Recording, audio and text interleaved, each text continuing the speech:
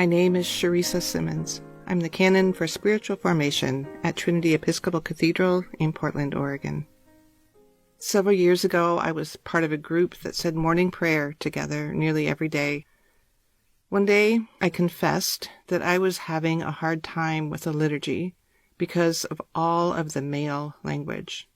So much so that I would often count how many male pronouns for God we used, and it was an astounding number some days.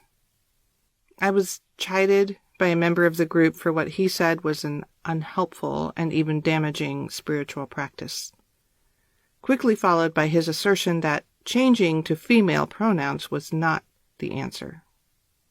I was angry, though not surprised, at his comments, and I continued to count pronouns, sometimes even adding in other male words referring to God, like King and Lord, telling myself it wasn't a spiritual practice, it was just something I couldn't help noticing.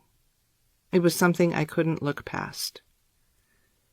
But those comments made me look a little deeper at what I was doing.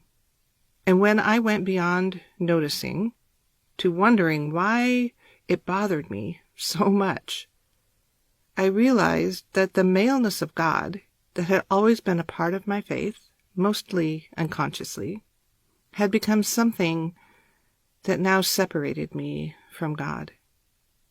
I no longer felt that I could be created in the image of God if God was male.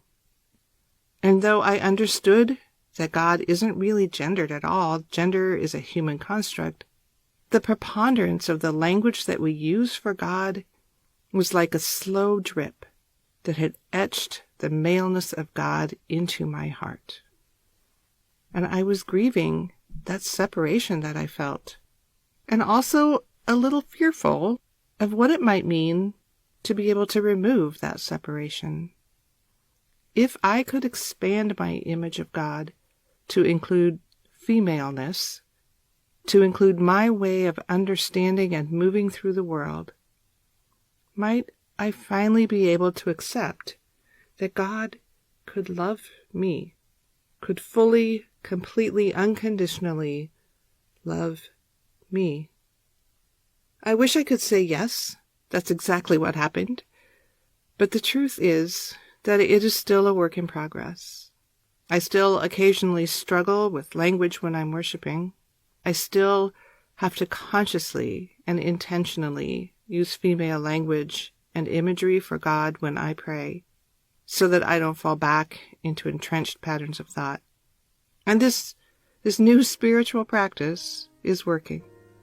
When I speak to God in female terms, I relax into a peace and softness and warmth that is slowly but surely healing my heart.